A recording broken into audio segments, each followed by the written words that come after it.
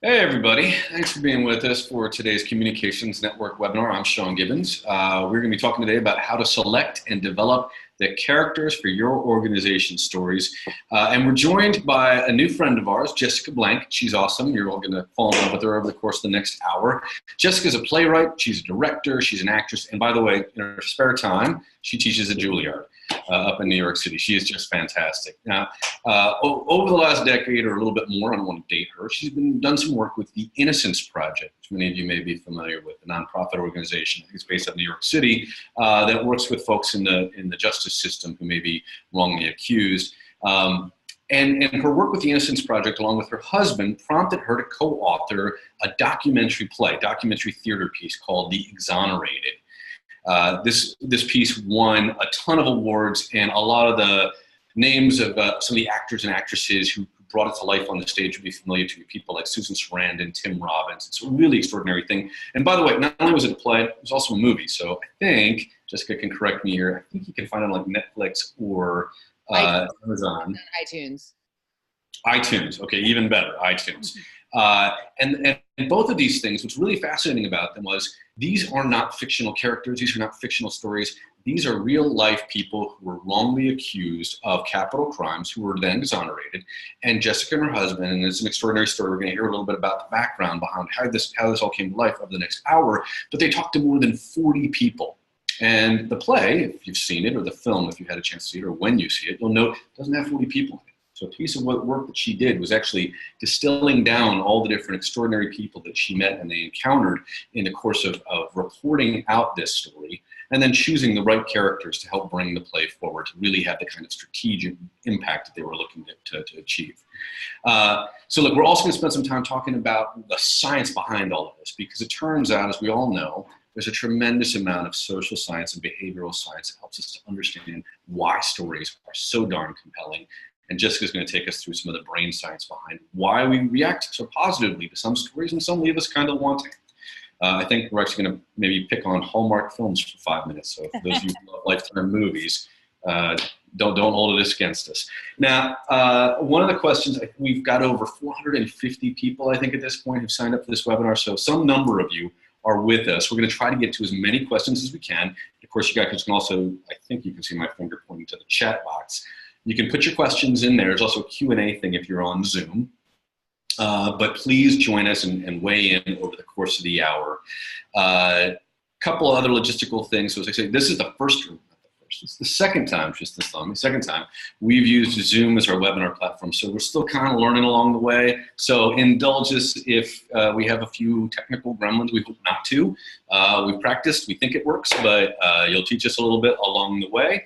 But suffice to say, you see that chat box over there in the corner. You can type questions in there. There's also a Q&A box. You can put your questions in there, and you can vote for each other's questions. So if there's a question you see that someone else has put in, it sounds an awful lot like what you're curious about, please vote that up so that we can make sure we can get to that. The other thing I should flag for you is, we're going to take Q&A about halfway through and then again at the end, so there'll be plenty of time to take your questions. We're also monitoring, and our good friend Yabby is on Twitter right now, so we're going to be sort of live tweeting the proceedings at ComNetLive. That's the hashtag COMNETLIVE. And as we always do, this webinar is being recorded, so if you have a question or you have to drop out a little bit early, we hope you can stay with us. But if you can't, we'll post it up on comnetwork.org and on YouTube, on the network's YouTube channel, within the next few days. And you're welcome to share that with friends and colleagues along the way. All right, I've yacked enough at you. Let's get started. Jessica, why don't you go ahead and take it away. Thanks very much, everybody, for being with us. Awesome. Thank you. So I'm super happy to be here, and I'm so excited to be able to share some of the principles I've learned over the last couple of decades working at the intersection of arts and social change with this community. It's totally mind-blowing to me that there isn't more contact between us communicators who work in the arts and the communicators working to shape social change within institutions and other parts of the media. And part of my work is trying to change that. So here I am. So we know that story is an incredibly powerful tool, right? And we know that we're starting to have the science to go into organizations and institutions and say, hey, you have to make use of this. It's by far the most effective and impactful way of communicating. We really need to get a handle on it, right? But then what? how do you actually craft stories that are impactful? What even is a story? Whose stories are we telling and why? We all have this intuitive relationship to story, but if you have to break it down and learn to do it, and there are issues and real things at stake, how does it actually work? That's what I want to talk to you about today. So when we talk about using story for social good, most people want to get right to the message the story is conveying, the moral of the story, right? But what I've seen in my work over and over and over again, the most powerful way to convey that message is by working with our brain's empathic response to well-developed characters. So that's what I want to focus on today. First, in order to do that, I have to take you through my model of what story is, right? Okay. So in doing that, I'm going to start with a story. That'll give you some context on who I am and the work that I do, but it's also going to do some other things, which I will explain in a minute. So in 2000, we can probably go to the next slide.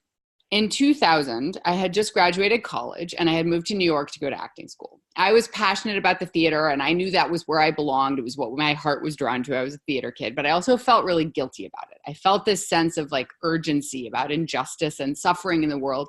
And I was legitimately afraid that I was being totally self-indulgent and selfish by going to acting school and I should be off doing relief work or organizing somewhere instead, right? But I really loved theater. It was really what I wanted to do.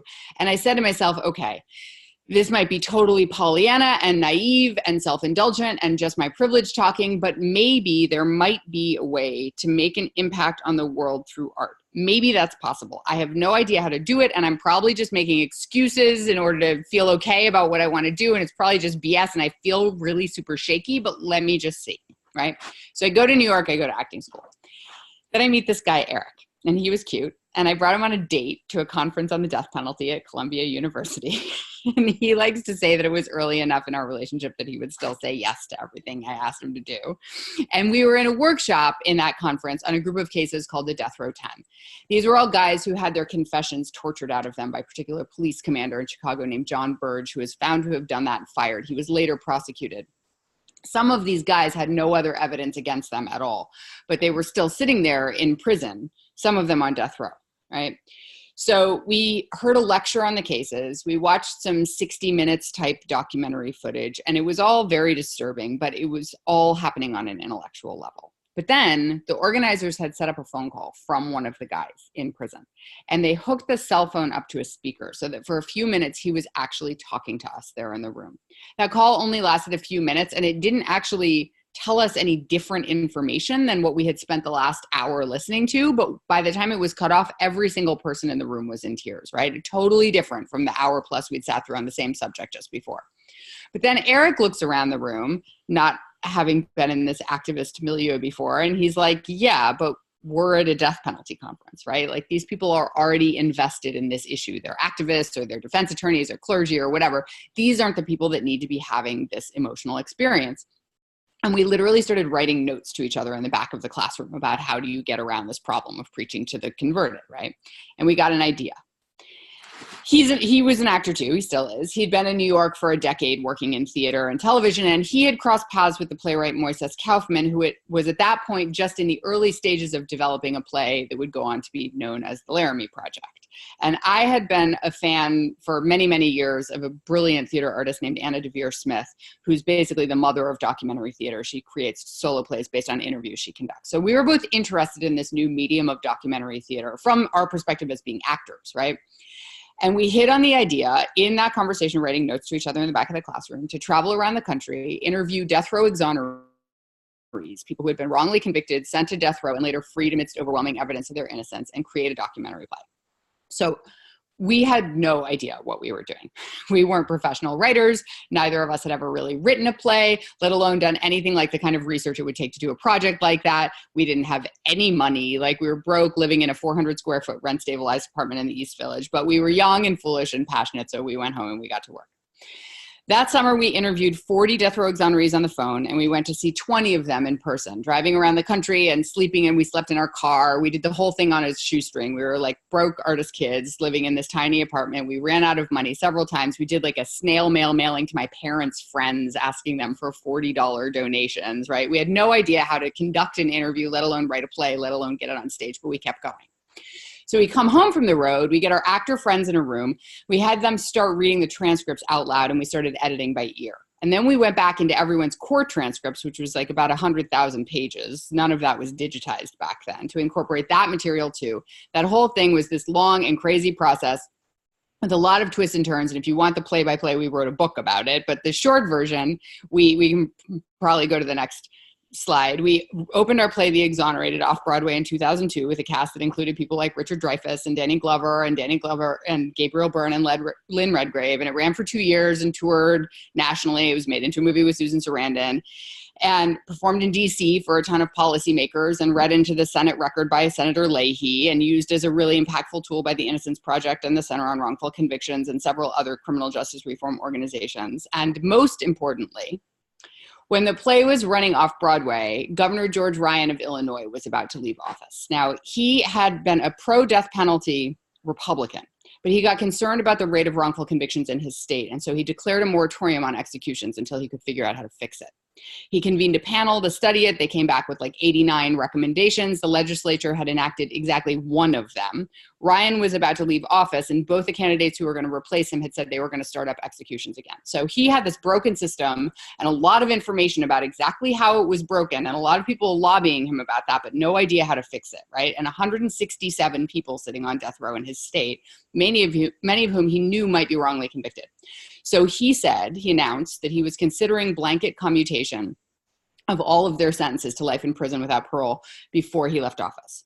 So there was this huge public controversy and a lot of upheaval, and he was lobbied really hard from all sides of the issue. He was going through this whole public process deciding what to do. And as part of his decision-making process, we brought the play on a Monday night to Chicago to be performed for Governor Ryan and an audience of 50 death row exonerees and a bunch of members of the state legislature. So Governor Ryan watched the play. He stayed late into the night talking to the exonerees who were there, and he did wind up commuting all of those sentences. And he has said publicly that the play was a factor in his decision. So that was the answer that I got to my question. Is it possible to actually make a difference, right? To actually make a real tangible impact on people's lives using story, using art, or is that just a Pollyanna pipe dream? That showed me it's not just a pipe dream, right? That's 167 actual lives, and we were part of that conversation. It's actually possible to do this. So since then, I've basically discovered my life and career to figuring out how that happened and how to make it repeatable using our work as a laboratory. We've made movies, we've written several other social issue documentary plays, and we've continued to do work like this, right? So I'm a structure nerd when it comes to story and art. I teach principles of story structure to private clients in the arts and entertainment. I teach my methodology at Juilliard. And at a certain point, it occurred to me, hey, this isn't just for artists. Like, what an incredible force multiplier it would be if I got these tools, we can probably go to the next slide, and this information into the hands of leaders who are on the front lines of making change. Because in the arts, we actually have to understand how to impact people emotionally and do it reliably. Like literally, we actually get fired if we can't make people cry, right?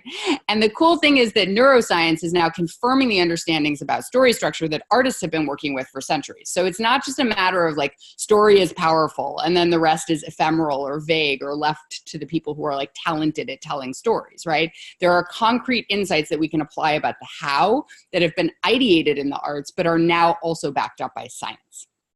And here's the thing, we were able to have the impact that we had with The Exonerated, not just because the stories are so compelling or because we're skilled theater artists, but because of specific choices that we made about whose stories we were telling, right? We went from 40 interviews on the phone to 20 in person to a first version of the play that had 11 stories to 6 in the final version that had all of that impact. And it was those 6 stories that had the impact that they had. And I'm going to lay out for you today how we did that, right? All right, so first, I want to dip into the science for a second, just so that we're on the same page, right? Some of you are going to know some of this already, but hopefully it will synthesize in a new way. So it's not new information for all of us that neuroscience is now showing that humans are literally hardwired for narrative. All sorts of researchers have been doing work on this, and the results are pretty consistent. We're wired for story in several different powerful ways. When our brains are at rest, that is, not focused on anything, neuroscience has found that certain brain areas become active, the ones that are focused on self-image, ruminating on the past, and projecting about the future. And that activity tends to follow habituated patterns, right?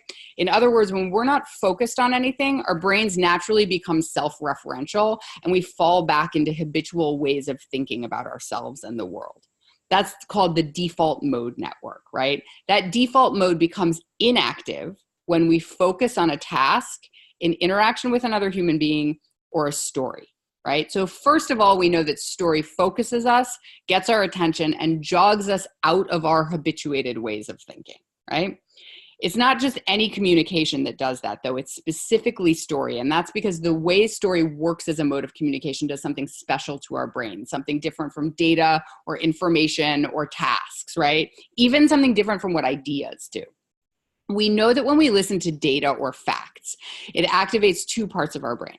Broca's area, which is about language processing, and Wernicke's area, which deals with language comprehension. That's it, right? But when we take in a story, it activates those areas, but also all of the parts of our brain that are related to our senses. And this is for a really interesting reason. When someone in an MRI experiences a story, we see that the brain isn't showing up like a spectator, but like a participant. In the parts of our brain that are related to our senses, we're actually experiencing what the protagonist of the story is experiencing. We feel what the protagonist of the story feels. This happens through the mirror neuron network, which is our sensory response that lights up mirroring the sensory response of the protagonist, right? So we are actually feeling as if we are the person in the story, right? It's not only that, though. Neuroscience is also finding that story activates areas of the brain related to mentalization process, which might be on the next slide. I'm not sure. Yes, okay. Which is the ability to imagine the inner experience of another person, right? To make inferences about their beliefs and their desires and their emotions. So story doesn't just make us feel the sensory experience of the character, it also makes us imagine what their inner experience is like. And then my favorite neuroscience, who I'm a huge geek about, is a guy named Paul Zak. He did a series of experiments to try to find out how you create stories that actually spur people to pro-social action, right? He did a study where he had subjects watch differently crafted stories on a particular subject, with the same subject, same characters, same story, just differently structured. And he measured whether they took action around the issue afterwards, in this case by donating money. What he found was so instructive. He found that the stories that actually spurred people to donate money and take pro-social action were the ones that spiked blood levels of both oxytocin and ACTH, which is a precursor to cortisol. Now, oxytocin is referred to as the empathy molecule. It's the neurotransmitter that makes us feel connected, that bonds parents to their babies, that is released when we hug each other for over 20 seconds, right? And ACTH is a stress hormone that our body produces when we feel pressure or tension. So in a storytelling context, what that means is oxytocin is empathy with the protagonist, and ACTH is narrative tension. The stories that spurred people to taking pro-social action were not just the ones that triggered empathy and oxytocin by itself, and they weren't just the ones that triggered ACTH by itself, right? In Zak's experiments, the ones that worked were the ones where the audience empathized with the protagonist and then went on a suspenseful journey with them, right? And this fits our intuitive sense of things, right? We tend to say story is powerful because we identify with the protagonist and then we go on their journey as they overcome obstacles and we watch to find out whether they're going to get what they want and be okay in the end, right? So that's the basic model of what story is. Do we want to go to Q&A to see if there's anything we need to pause on before we move forward?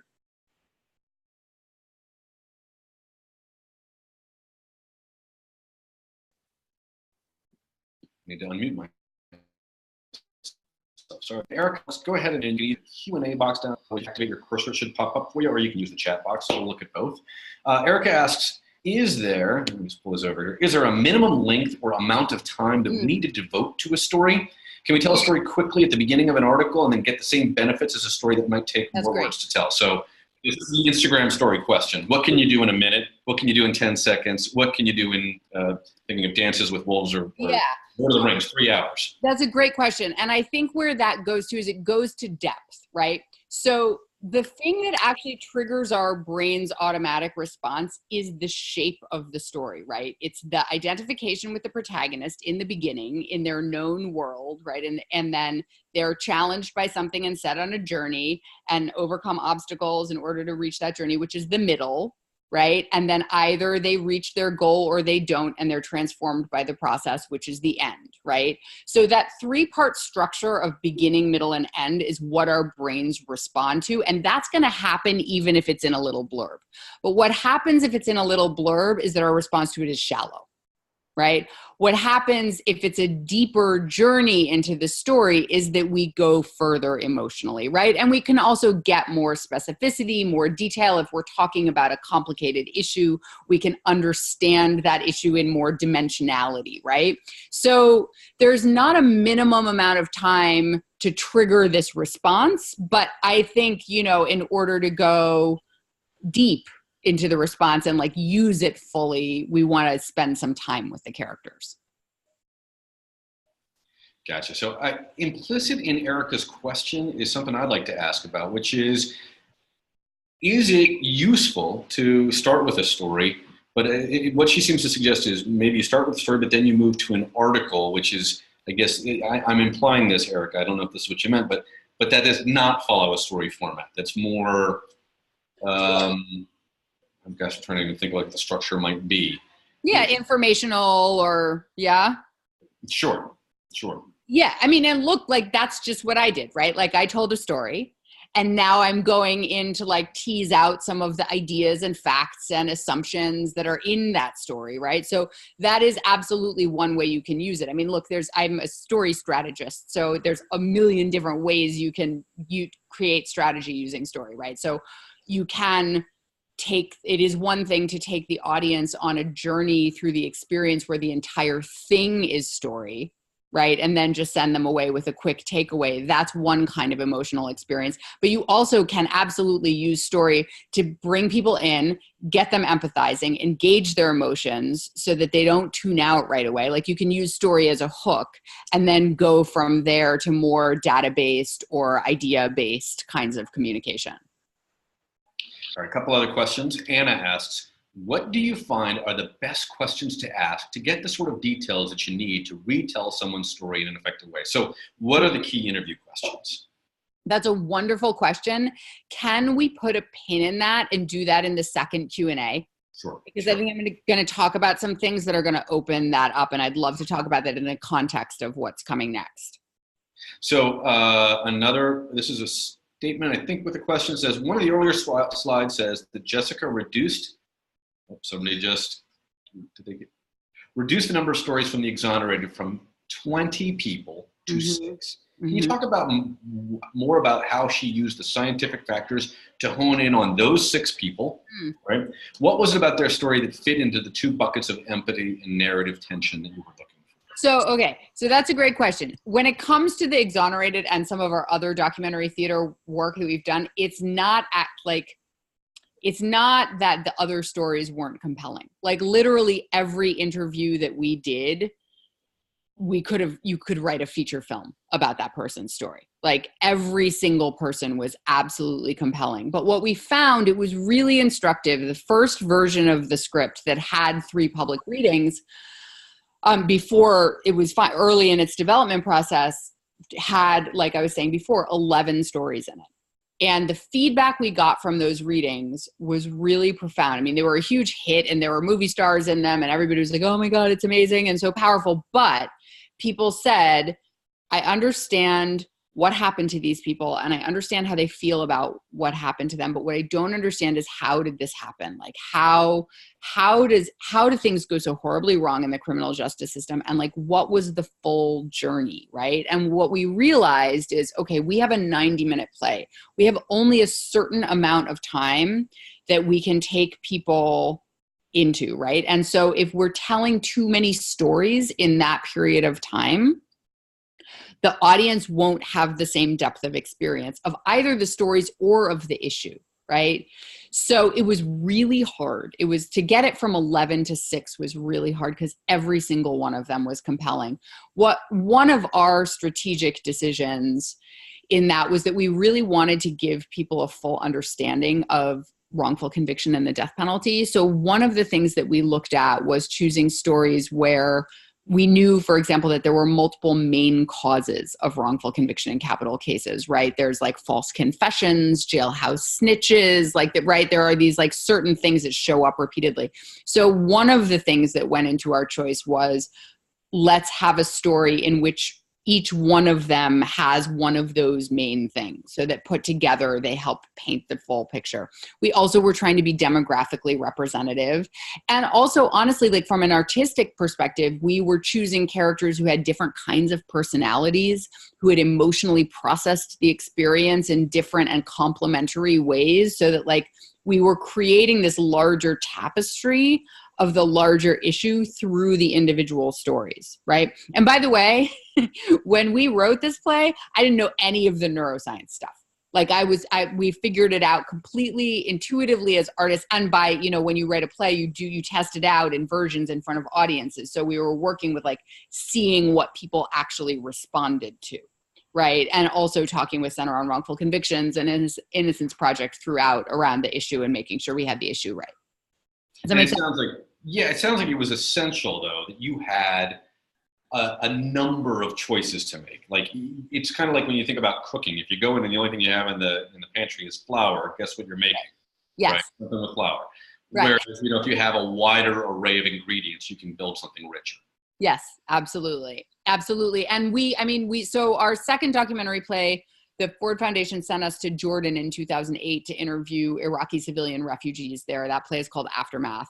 And that one we did while we were in Jordan. We probably did over 60 interviews.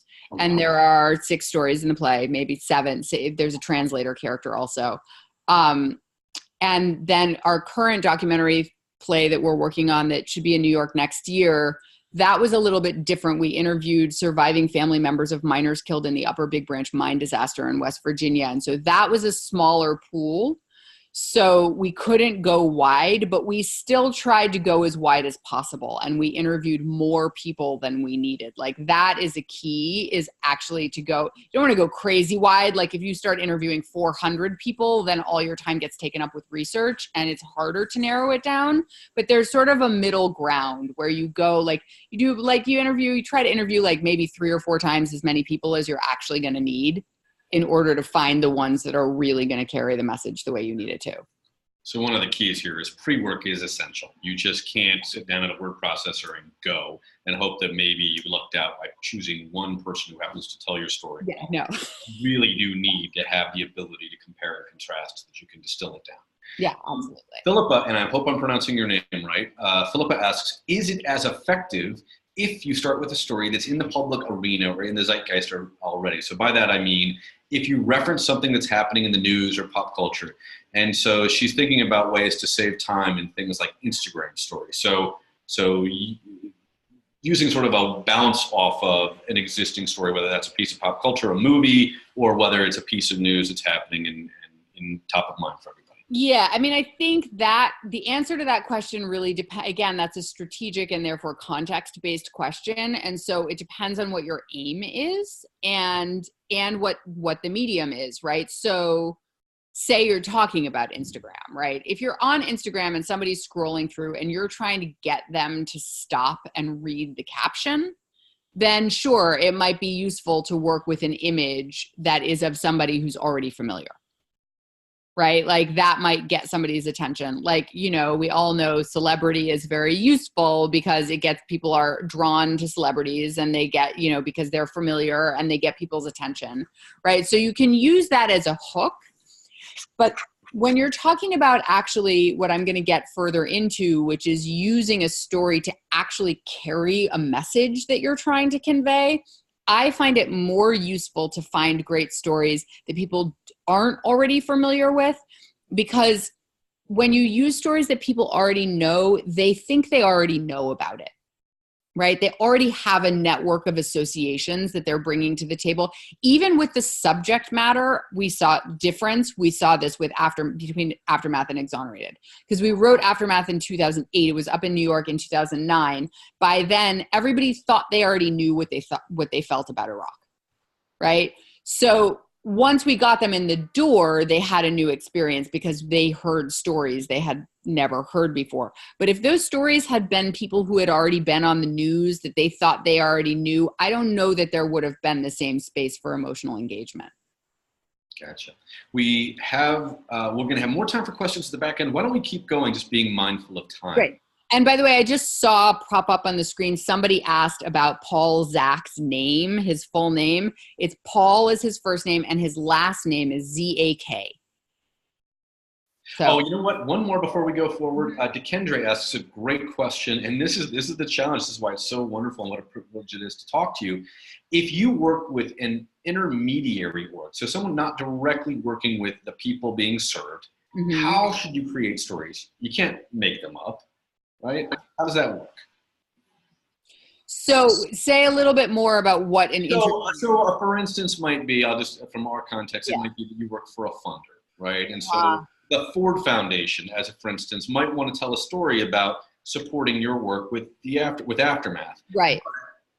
They don't have access to the people that you spoke to. How would they tell that story in a way that's compelling and clear, absent being able to be with you?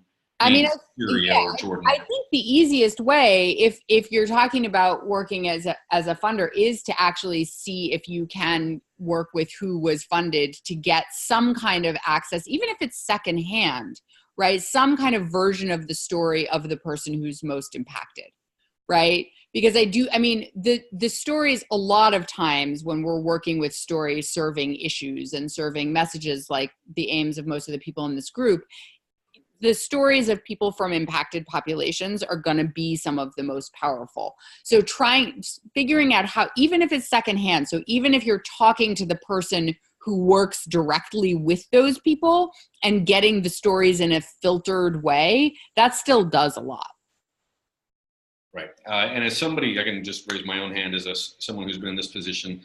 In a previous life working at a think tank, what we would often do is when our policy folks were going out, particularly when they were going out into the field to talk to people, we would often just say with them, here's a couple of questions that we need to have you answer. Bring your iPhone, videotape someone, ask these questions that we've given to you, videotape them, or even just use the audio recorder and bring it back to us. Because we couldn't be standing next to you, but virtually we could because of some of the technologies and tools that exist now. So there are ways to kind of hack your way through this. You just have to be a little creative and obviously hopefully have the goodwill of your friends and colleagues who are willing to act as your interlocutor. Yeah, absolutely. And I mean, when we went to Jordan, we actually went with an organization. We went with Campaign for Civilians in Conflict, and we worked with their network of fixers and translators. They were there doing their own research, right? But we sort of piggybacked together so that we could do our interviews. Sometimes we split up and they would need to get the stories that they needed for their organization and we needed different ones. And sometimes we would stay together, and it wound up cross-pollinating in a very useful way for all of us. So I think, those opportunities for collaboration are all over the place. Yeah. I think that, where there's a will, there is a way. And one of the luxuries of our jobs is that we do get to play, maybe not at the level of Jessica, but we all get to be creative and to be artists to some extent, totally. The storytellers for our organizations. Why don't we go ahead and move forward again, just mindful of time, but we will get to your other questions, folks. Great. I promise. Cool. So going back into the definition of story. We know that story means we identify with the protagonist and we go on their journey with them through the obstacles they encounter toward a goal. So that's character and plot. Let's talk about these two things as the two fundamental components of story, right? These are the two main players in the basic story structure our brains automatically respond to. The version of this that I teach is kind of a stripped down version of the Joseph Campbell hero's journey. I call it character-based story structure. And it's also the structure that I told you my own story in the beginning. Right?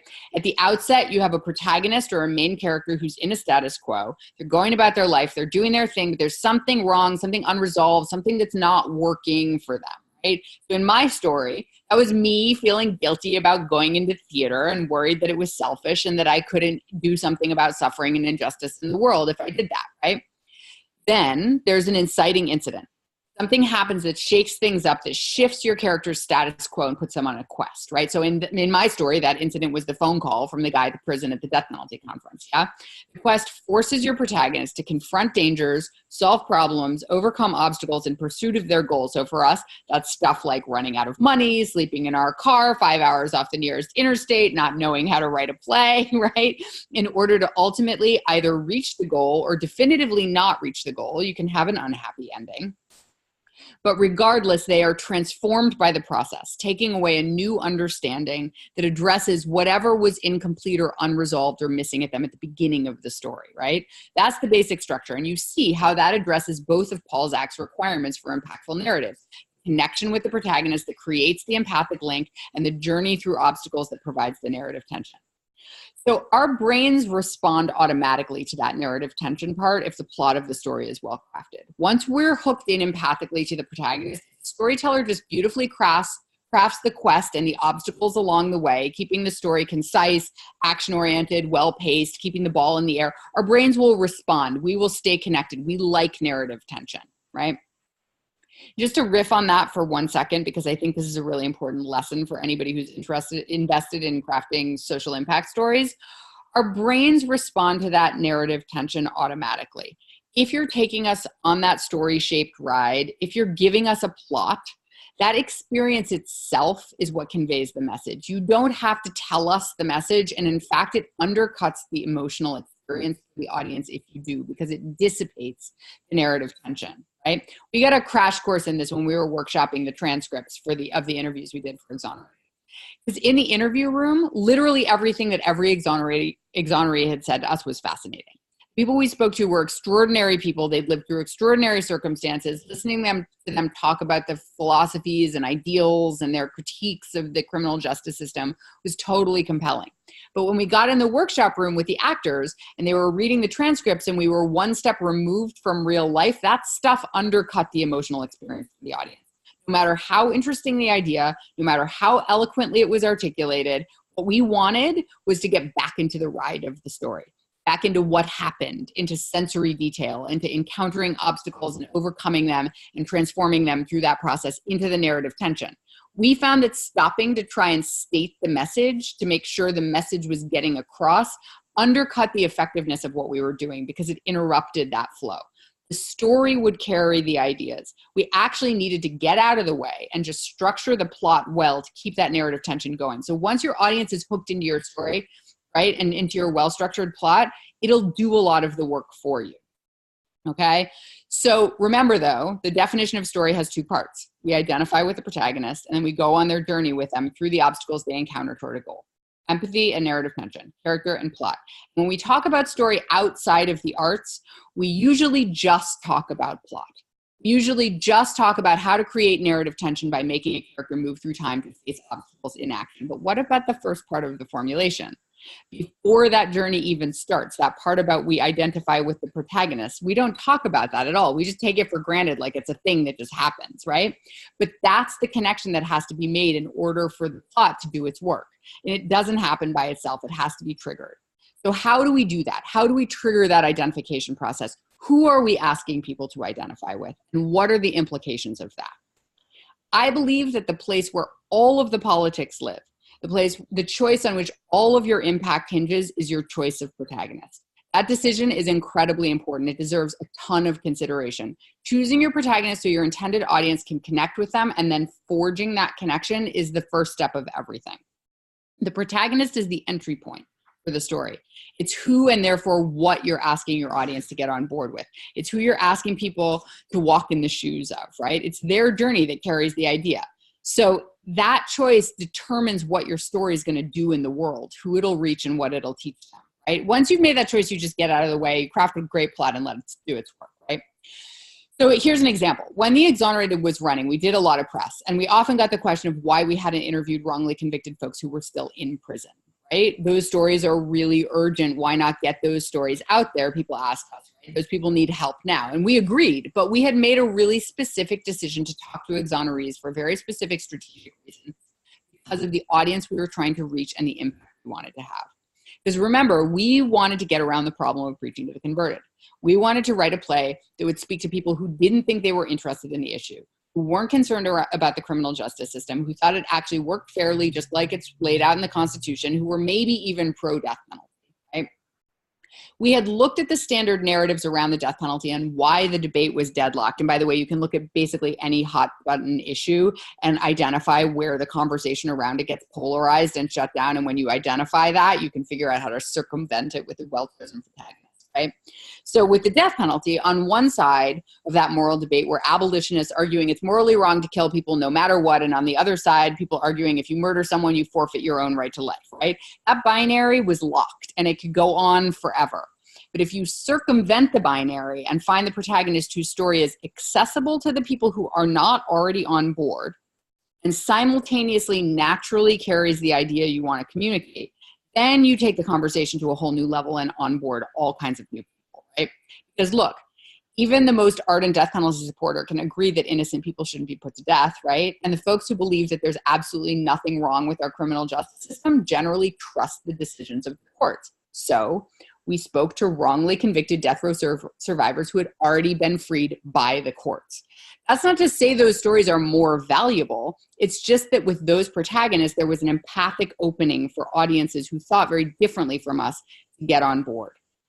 And once they were on board, the stories do the work, right? They carried the realities of a deeply broken system and took the audience on a journey through the human experience of struggling to navigate that. The audience went on that ride and they came out with their worldviews changed.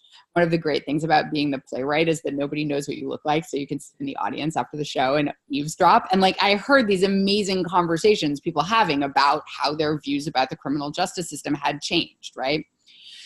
So you're looking for stories that effortlessly carry your message and also connect emotionally with audiences who might not think they're open to that message.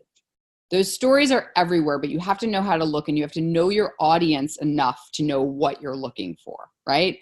So first you identify the audience you're trying to reach. You look at what their values are, what their aspirations and identifications are, right? Those are the openings for empathy. Those are the openings that make it so your audience isn't going to just shut down at the outset and tune it out, right? You need to create enough common ground at the beginning that the audience is going to get on the ride. So you find the protagonists who are accessible to your intended audience in that way and whose stories organically carry the message that you want to convey without you having to layer a bunch of opinion and messaging on top of it, right? So first, you identify the right protagonists that way. Then you have to get your audience on board with them, right? We don't just automatically identify with the protagonist at the beginning of the story, right? The storyteller builds that identification through a whole bunch of techniques. And we can get into that in more detail in the Q&A if people want to ask about that. I spend a lot of time on that when I do trainings. But I will say here that the two most important things that establish that connection are personal vulnerability and specificity. You want to introduce your protagonist in a way that makes their humanity immediately easily accessible, whether that's a story about them as a child or their relationships with family or where they grew up, something personal that goes right to the common humanity that all of us share, right? Like you want to start with what connects us, right? And then you want to make sure that you do that using sensory detail. Those 5 senses that are going to spark the mirror neurons in your audience, right? That's why creative writing teachers talk about show, don't tell and talk about using sensory detail. It's because of the mirror neuron network, right? You want to use sensory detail and you also want to speak or tell the story, introduce your protagonist with a high degree of specificity. Because generalities don't encourage us to identify. It's specificity that does that. Now, that's kind of counterintuitive, right? Like we often assume the opposite, that the more generally we tell the story, the greater number of people that will be able to connect with it, right? Like we sort of water it down because we're trying to onboard a broad number of people. But it's actually the opposite that's true. Specificity isn't limiting. The more we experience the specificity and uniqueness of a protagonist, the more we can access their humanity. And when we do, we automatically light up in response. It's part of how the brain processes empathic identification. It's one-on-one. It's face-to-face. If we feel like that's a real person and they feel specific, we automatically extrapolate to the collective from that, right? So once you've chosen your protagonist, you want to connect us to them through human vulnerability, and you want to do that with sensory detail and a high level of specificity. In both your choice of stories and the way you present your protagonist, there can be a real temptation to make them perfect, right? To erase flaws or shortcomings or complexity that you might worry makes those protagonists harder to empathize with. But here's the thing. This is really, really important, I feel like, for message-oriented storytelling. Flaws make it easier for us to empathize. It's actually a lot harder to empathize with a character who's perfect because they don't feel fully human. Our brains light up when they recognize a character's humanity, and humans are flawed. We're complex. We know that intuitively. If we're presented with a character who's perfect, our brains are not going to hook in because they won't feel like real people to us, right? So you folks out here are not only one of your organization's storytellers. Sean said this the other day, and I love it. You're one of your organization's story teachers. And this is a really important piece of story craft that you can pass on, right? That we know from the arts. Don't give in to the temptation to find the perfect person to embody your organization's story. Don't look for the perfect protagonist. We empathize with people who embody our values, who are striving and working towards growth and happiness and betterment, and who are flawed, imperfect, and learning while they're doing it. Don't skip ahead to the problems already being solved, because what activates our brain is actually the unsolvedness, right? The other temptation that you may need to fight as your organization story teacher is the temptation to layer the message on top of the story to make sure that people get it, right? This can be super tempting because conveying a message is the reason why you're doing this in the first place, but resist it. Because again, our brains know the difference between being drawn into a story that feels fully human and three-dimensional, one that's being told for its own sake, and being told a story that's really just an excuse to tell them the moral of the story, right? That's the difference. You can go to the next slide, between an Oscar contender and a Hallmark movie. It's not that Oscar contenders never carry a message. In fact, when they do, their impact is often much deeper and more powerful. We just saw the last slide was Moonlight, and that's actually a fantastic example, right? That's because the creators aren't working extra hard to hammer home that message. That's not where they're spending their energy. They're spending their energy in crafting the characters and their journey. With a Hallmark movie, you can feel, you can go to the Hallmark slide now, yeah. You can feel everything being organized around the moral of the story. And because of that, like, the emotional impact is lessened. Like, we can feel that it's corny and we don't care in the same way, even though we might cry, like, but we can feel we're kind of being manipulated, right? So that's the overview, and I can take Q&A on all of that. Before we do that, I want to just like tag on one other thing, because I know it's a big topic in the field and I'm sure it will come up, and that's the relationship of story to narrative. So when I talk about story, I'm talking about the model that we just broke down, right? The story of an individual journey or several individual journeys woven together, but in a small way where we can still personally identify with them, right? When we talk about narratives, we're talking about meta stories that we're all embedded in, the ones that go way beyond an individual journey, right? Or we can talk about them as frames, right? The meta narratives that we're embedded in determine our beliefs. And science has also shown that we tend to have a deep-seated resistance to disrupting those. We change facts to fit our narratives rather than the other way around, right? We like to hang on to our narratives. One of the major challenges we have as communicators is how to get around that. Because these narratives exist. They've been built and reinforced often over years, often intentionally, and there's a deep resistance in audiences to letting them go. There's a lot of great work being done around identifying the narratives we're embedded in, which is crucial, because identifying those is the crucial first step in transforming them. It's also crucial to know when we're plugging into an already established narrative versus creating a new one, right? If we're plugging into a narrative that's already at work in the minds of our audience, our job as storytellers is going to be a lot easier. And sometimes we get to do that. But if we're working against an existing narrative or trying to create a counter narrative where one doesn't yet exist, it's going to be heavier lifting. It doesn't mean it can't be done. I'm going to posit that narratives are made up of many, many stories that all work in concert with each other. So if we're interested in building counter narratives or new narratives, we have to work with the building blocks of story, right? We have to use individual stories in concert with each other to create new narratives. We have to do it strategically. One example of this is in the last 10 years of presidential politics, as you can see. Our current president was able to do a lot of what he did because he or some of the folks on his team were smart, or at least intuitive, about tapping into existing narratives that were already very strong for the people they were trying to reach. In a certain way, all he had to do was plug in to something that was already at work. If you look at Obama and what he did, it was a totally different thing. He actually created a new narrative that hadn't existed before. I believe very strongly that his hope narrative and the way he was able to strategically embed vastly different groups of people in it is what carried him to his 2008 victory. And he did it all with story. He told a story that was able to make him empathizable with as a protagonist for many, many, many different groups of people.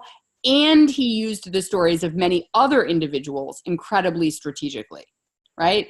Because faced with the choice between a bad story on one side and no story on the other, our brains will always choose the bad story. We like story, right? If one side gives us data and facts and the other side gives us a story, we're going to go with the story even if we don't really like it, right? Our brains don't like a story vacuum. So our job, the way I see it, is to tell a better story. To me, that starts with who our protagonists are and whose shoes we ask our audience to walk in. So more questions. Let's open it up to questions. Okay, we've got a few. We're going to start with Tedis, if I'm pronouncing this properly, forgive me, I'm not. Asked a little bit earlier, what are your thoughts on combining elements from different people's stories to create an ideal composite? I think you may have answered this already a little bit, but let's go right at it directly. But I think it's worth digging into deeper for sure, because I actually work as an artist. I work in both modes, and I also help clients that work in both modes too. So to me, documentary theater and documentary film, but especially documentary theater, does a really special thing because first of all, we're all in a dark room together, right? And there's something magical about that. We give ourselves over, and you can use that, by the way, even if you're not putting on a play, like if you're putting on an event, right? Even just having people in person and darkening the room, it like brings us into like a ritual space together, right? So it does that, and it uses all of the structure of dramatic storytelling. But we know if the author has committed to journalistic integrity in their storytelling, the fact that the audience knows that those people are real and that it is not something that the vision of the artist is layering on top of it is powerful, right? Like there's a way in which, I mean, now, we're moving into this weird post-facts era. So it's going to be interesting to see like how this changes a little bit in like fake news land that we're in now. But it used to be, at least, that there's some sort of trust in journalistic narrative that we have. And when you combine that with dramatic storytelling, it can really move people. Right? It can really and by move, I mean change, right? So if you composite narratives and stories, and if you fictionalize them to create an ideal character, this same thing will happen in our brains. We will respond to it. I mean, think about like when you go to the movies, right? Like you still go on the ride and have an emotional experience, but you know that the author is the person who is creating that story. And that, in terms of carrying a message, it does dilute things a little bit. Now, that doesn't mean never use fictional stories as part of a strategy, right? Like a feature film that is fictional can draw people in and then open up a conversation around the real issue. It's just that you then have to create the connective tissue. Right? As an organizational storyteller, you have to then show people how the fictional thing that they just saw is representative of real people and make the connection to the real world. If you're using real stories and you're doing it somewhat journalistically in terms of like sticking to the facts, people just know that, and that connective tissue is already there. Does that make sense? It does. I would also just caution, there have been at least a few that when I saw that question, immediately what I thought it was a few of the disgraced Pulitzer winners who wrote these extraordinary stories, but literally created their characters out of a series of real people, but created composites. It's tempting, but dangerous. Yes. You have to be very careful about that. Yeah, And as far as that goes, like, you just have to really do exactly what you're saying you're doing. Like, if you say to your audience, this is a memoir and I've combined a few, you know, like all of those memoir scandals that were happening. Like, if you say I combined a few memories or different experience, like, people won't not care. It's only if you say, this is true, this is journalism, everything happened exactly that way, and then you violate that, then you violate the trust with your audience and you have a problem. Yeah, and I think in our field, very, very often, obviously, I agree. I think you can use fictional stories and point to them as gateways or points of entry, but we are often seen as honest brokers, as truth tellers, and so trying to build something that's not true is perhaps building or betraying some trust that you. Yeah, you just have to be transparent about it. I want to make sure that we answer that question that somebody brought up earlier that I said I wanted to come back to. Can we, about interview questions? Yeah, that was from Anna. What do you find are the best questions to ask to get the sort of details to retell someone's story in an effective way? So this is a huge question. I just wanted you to have the background of like everything else I said before I got into it, but it's so important. And we discovered this when we were on the road for Exonerated. We actually came up with an interview methodology that we have then repeated since then. We've sort of stumbled into it. So what you're looking for when you interview people is you're looking for what happened. Because remember what I talked about the narrative tension being the thing that actually takes the audience on the ride, right? The only way you get that is by telling the story of actions and events, right? So the first thing above all else that you want to be looking for in your interview questions is how to get people to talk in story. Now, sometimes you're going to get an interview subject who's a natural storyteller. In that case, you're set. Like, you just kind of let them go and guide them in the right direction, but and keep it linear so that you don't have any gaps in the story, but you just let them go. But a lot of times you'll get somebody who really wants to talk about ideas or really wants to talk about ongoing conditions in their life, right? Like, that's a trap to be really careful about. Like, oh yeah, it was like when I was growing up, it was like this, but they're talking about a span of 10 years and just describing general conditions. That's not going to draw your audience in, right? We want to be in their sensory experience, walking through the world with them. So you want to get them to talk in action and an event in real time. Right? So we will always be guiding people back to what happened next, what happened after that. And if we get somebody who's a real talker about ideas or philosophies, a lot of times we'll guide them back by asking questions about first times. What's the first time you realized that? That's a really important idea. What is the first time that ever occurred to you? What was the thing that happened to you that made you realize that? Right? First timers are really powerful in terms of creating dramatic stories always, right? So like with Exonerated, we asked people about the moment they heard their sentence. We asked them about the moment they heard they were getting out. Like, walk us through. That phrase is really useful. Walk me through this moment, right? You want to slow them down and get them talking in sensory detail about events in real time. Right? What was the moment you walked out of prison? What did that feel like? What were you wearing? What did it smell like? What did you see around you? Who was the first person you saw? Right? So first timers, sensory details, what happened, moments of change. It's great to get people to talk about moments of change.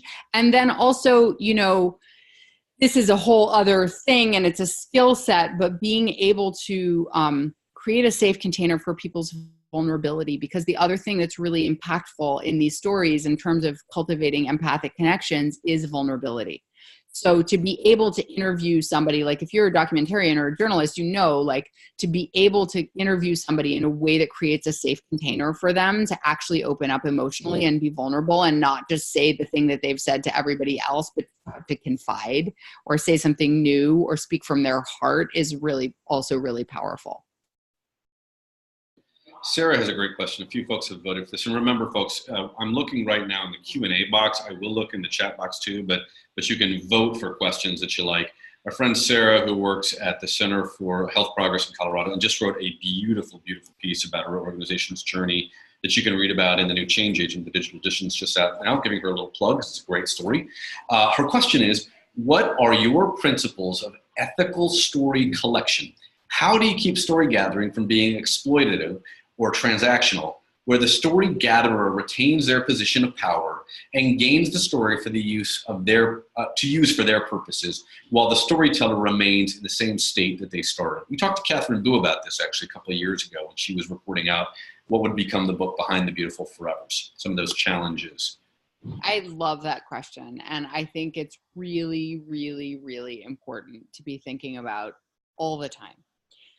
I can talk about how we handle it with our work as playwrights, because some of those principles may be able to be extrapolated into the organizational field.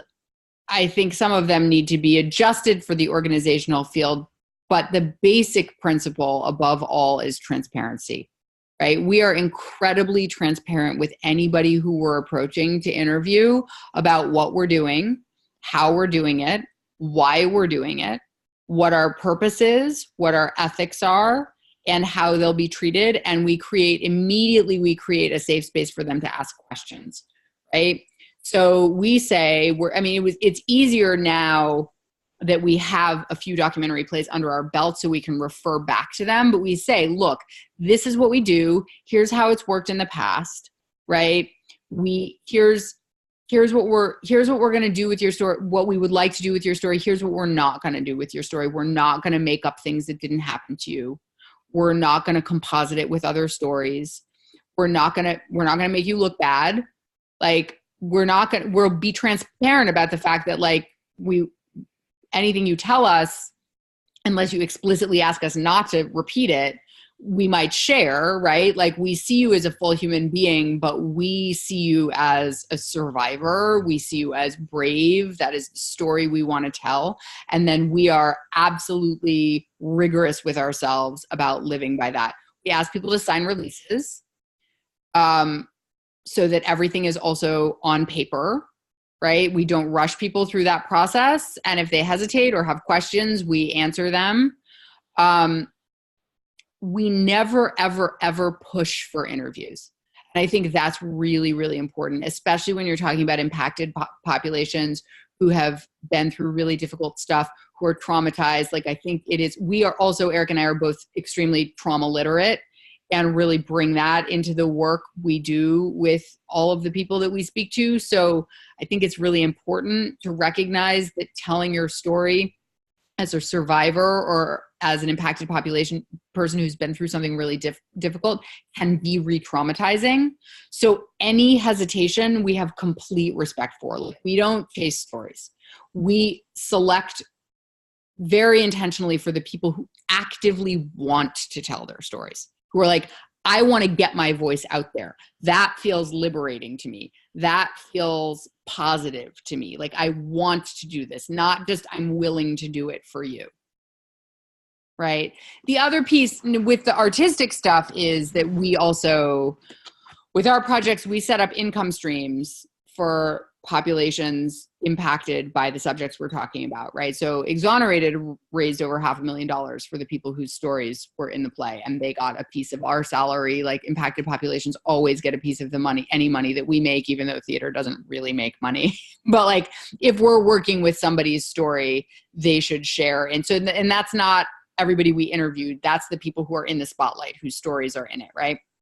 But it's different in different situations. Like, when we did Aftermath off Broadway, we actually couldn't do that because of the Homeland Security Act. Like, we couldn't, even if we would have been able to track down people we had interviewed, which would have been difficult because they were refugees. Even if we had been able to, we actually couldn't literally send them money, legally speaking, because of the Homeland Security, the Patriot Act. And we spoke with lawyers and tried to figure out how to do it and if we could create a fund, and there was no legal way to do it. So what we did is we worked with IRC and we created a direct aid fund for Iraqi civilian refugees in the United States. And so we gave a portion of what we made, and we raised money from the audiences after the show every night, and had a dedicated fund that went to like buy groceries for Iraqi refugee families that had just moved to the US. So we had to be a little creative about it, but that's another part of our ethics, is that we always give back. Okay, Emmeline asks, what suggestions do you have for weaving data points into a story without derailing the narrative tension? That's a really good question. It's tricky. What I would say is find the story that is the embodiment of the data point that you want to convey, right? Like, so again, using Exonerated, since we all have it as a reference point now, like, one of the stories had a coerced confession, or it wasn't actually even a confession. It was something called a vision statement that he said, like, how I would have done it if I had done it. And then they used it for a confession, but it acted like a coerced confession. So we did not stop the story to talk about the number of coerced confessions that lead to wrongful convictions, right? Like, that would have slowed us completely down. We just told the story of the play-by-play, of the moment-to-moment reality of that one, and what happened to him and how he felt. And then data points later, right? Like, if you want to get to then, by the way, that's not just one story, that's such and such number of stories every year, like, you do that afterwards, right? So yeah, I would say the answer to that is find the story that embodies the data point and then extrapolate to the larger numbers afterwards.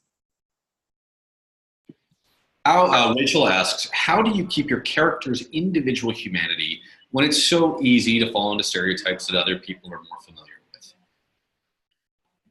with? That's where I think that all of us as communicators have to kind of become like artists, right?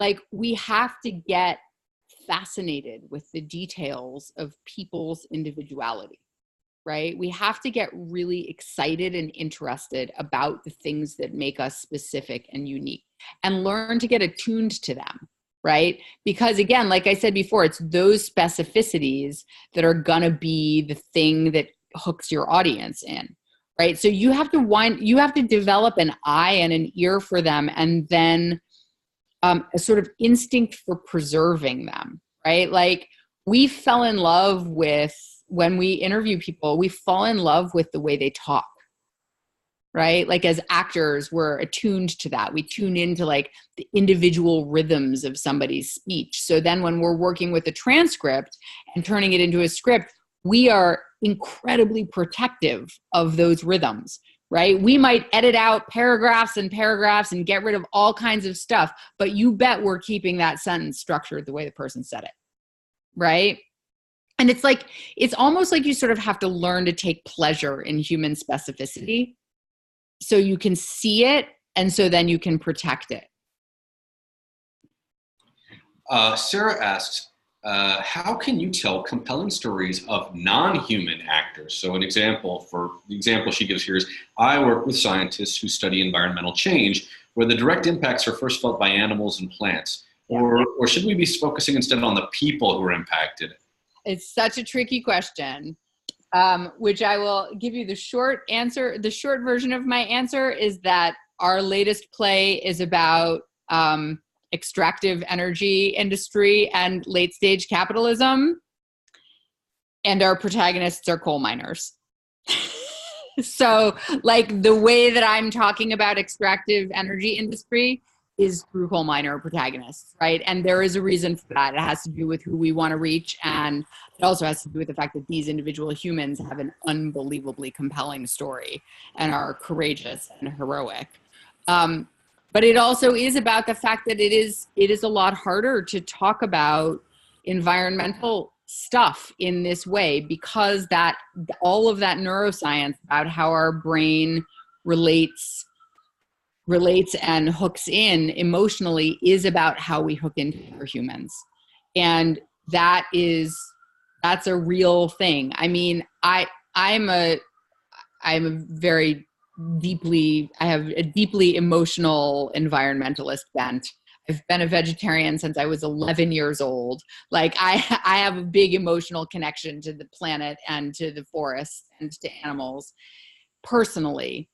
But I also know that if somebody doesn't already have that, unless I'm devoting my life to like taking them out into the woods and giving them a transformative experience of communion with nature, like if I'm trying to speak to somebody who doesn't have that connection as a storyteller, I have to find the humans whose stories carry the message, right? So human stories can carry environmental messages in a big way. And I actually think that is one of the major challenges around the climate movement and around environmental organizing and work in general right now, is we have to figure out how to tell that story in a way that's going to hook people in on a human level and on an individual level, because I think part of where we're stuck around climate change is that the scale is too big. Yeah, I'm reminded with that question of the documentary film Blackfish, where it's about obviously the use of orca whales for entertainment. And if you've seen the film, what's interesting to me is a couple things. One, the animals are really portrayed as having personalities, but most of the story is told through the experience and perceptions of people. That's right. Right. And I mean, it's if you haven't seen, I think again, it's on one of the streaming services, Netflix or Amazon. Yeah, it's a really good example. It's a fantastic film. And even if you're someone who maybe is not super familiar with the issues that are explored in that film, I defy you not to find it just a compelling piece of storytelling. Well, and it's an incredible example also because look what that movie did. Like SeaWorld had to stop what they were doing because of that movie. So it's not only an example of something that like really works creatively and is very moving and impactful, it's actually a great example of something that had a major effect on the issue. Yeah, and actually maybe this tees up our next question. The person didn't put their name in this. How do you include the call to action if you're trying not to interrupt the flow of the story, but it isn't something that your characters would point out to specifically? I'm sorry, actually, Christina, you did put your name in here at the end. So how do you bring a call to action? And I actually think maybe Blackfish or The Exonerated is a perfect example. At the end. At the end. I mean, like, that's the thing. Like, people, you take people on that journey and you leave them moved and they are crying at their seat in the end, then you make your appeal. And we saw it with Exonerated. Like, we set up multiple income streams for the exonerees. They got a piece of the box office and a piece of us and all, you know, all of this stuff. We also raised money from the audience after the show. Like, we had at the curtain call, one of the actors came forward and said, because we couldn't say this in the play, there wasn't room for it dramatically, but the reality is also that in most states, exonerees are not automatically compensated when they get out of prison. And so all of the people that we talk to are in like dire financial straits. They can't get work, right? Like, and there's no automatic remuneration. So we had somebody at the curtain call say that and say, we are collecting money and whatever you give tonight will go directly to the people whose 6 stories you just heard tonight. And we had people dropping hundreds of dollars, like at a time, like one person in the collection basket. Right? Because it can, and then we had plenty of people giving $1 because that's what they had. But like that moment when people have just been on that ride and they're emotionally moved and they want to do something, like that's when they want to do something. So you catch them at that moment and you give them the exact thing that they can do that's tangible and concrete that they can do right then, and they will do it. Okay, we have time for one more. I'm sorry, guys. We've taken a lot of Jessica's time. I just want to be respectful of it. I know you all have work to do also. Alex asks, I think it's a great question. Are there organizations out there whose storytelling inspires you, Jessica? Who do you look to and say, they're doing it well? Let me think. That's a great, I'm so bad at those questions always where I have to like think of like a large scope of things and like select one quickly.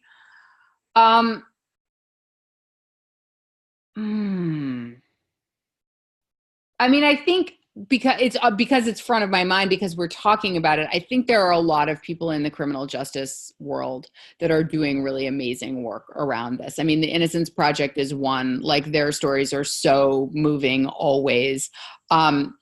I can't remember the name of the campaign, but the campaign that passed the bill in Florida that gave felons the right to vote in the last election, that campaign was unbelievably effective. And they did it through individual stories. They found disenfranchised felons who had put their lives back together, and they created short form basically short form documentaries of them telling their stories. It was a huge part of what passed that bill, right?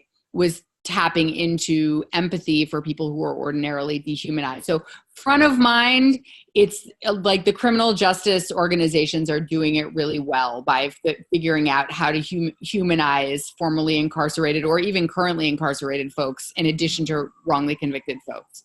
And then at the other end of the spectrum, the one field that I feel like where there's a lot of potential for growth because the issue is really tricky and it's not about individual redemption, is the climate movement. Like, I feel like that, and that's the one where, like, we got to solve it. We got to figure out how to tell that story. Like, all of us need to. And the scale of that makes it so difficult that I feel like there's a lot of really exciting potentiality about, like, what's the strategy there? How do we find the people whose stories are going to carry that message? And how do we find the people whose stories who are going to carry that message in different regions, to different populations, to different groups of people, because we've all got to get on board for that one. Yeah, I'll just add a couple of organizations to maybe look to, because I've had the luxury of thinking about this a little bit while Jessica was answering. Everytown for Gun Safety and yes, students down in Florida have been extraordinary, right? Yes. I think those are good examples. I think if you look at some of the successful social campaigns, the marriage equality work that happened here in the United States, there you might look to things like Freedom to Marry, or we recently had on Craig Dwyer, who did some really important work in Ireland and Australia. You could look to some of those organizations, and Craig would tell you the thing that was compelling, particularly in Ireland, were stories. And oftentimes they were the human stories of people who were not associated with the campaign but came forward and shared their own personal journey. If you saw our last webinar, you heard the story of Patty, and I'm afraid I can't remember his wife's name, but literally brought me to tears watching a short video that they prepared just on their own journey of how, having been happily married for 50 years, they were thrilled at the opportunity to be able to vote to make an Ireland that was exclusive of everybody. So there's I think if you look to where success is, you'll oftentimes see models there. But those are a couple places to maybe look as well. The one camp. I mean, I think marriage equality is really like an extraordinary example, because there was a strategy shift partway through, and there were new kinds of stories that started getting foregrounded, which were all about love and commitment, right? And worked with people's emotions in a new and different way. And then, like, the accelerated trajectory around that issue from the time the story changed to the time the law changed is really incredible. All right, so I think we need to leave it there. Just to remind everybody, we've recorded this webinar, so if we went too fast and you want to watch it again, you can as many times as you like. We're going to stick it up on YouTube and comnetwork.org shortly. I want to express my incredible gratitude to Jessica. She's busy as hell and still took the time to pull together what has been a really incredible 75 minutes. For those of you who are planning to be with us down at ComNet 19 in Austin when we celebrate our 40th anniversary, our friend Jessica, I believe, I don't mean to put you on the spot, but I think she's going to be with us. So if you've got a question, maybe you don't want to wait like 8 months or whatever it's going to be, you can contact her through the information right here on the screen. Are you on Twitter? I'm on Twitter, but I'm kind of a little boring on Twitter. Like, you can find me on Twitter. You can DM me to get in touch with me if there's a problem with the website. I am active on Instagram. I'm Jessica C. Gotcha. Okay, so both places. Jessica C. Blank on Instagram. Jessica C. Blank on Instagram. And then email works apparently, right? And you can email me. Yes, I'm very. I am, like I said at the beginning, I am evangelical about getting these tools into the hands of people who are on the front lines making social change. I love doing it in my art, and I love helping other artists who want to do it. And we have a certain audience that we can reach, and you all can reach a whole other group of people. And I'm really, really passionate about getting these insights into as many people's hands as possible who work in your world. So please reach out to me. Well, thank you for the incredible gift that you've given us, sharing your wisdom. It's just incredibly generous and kind. So I think on behalf of everybody, I'm going to say thank you. We'll be back in a couple of weeks with another webinar. In the meantime, if you hadn't heard the news, and boy, we've been knocking on every door we could find, the new issue of Change Agent, which focuses on racism, is now available as a digital edition. You'll hear some amazing stories from Travian Shorters and other folks. You can find that at Change Agent 2019, all one word, .comnetwork.org. Chances are, if you're on our email list, if you check your email, you got one from me or from the network in the last couple of hours. You can also look on Twitter to find it there. Thanks, everybody, for your time. Look forward to seeing you again. Jessica, thank you again. Incredibly. Yeah, thank you so much for having me. It was totally fantastic. And thanks for all the great questions. All right, everybody. We'll see you soon. Be well. Take care.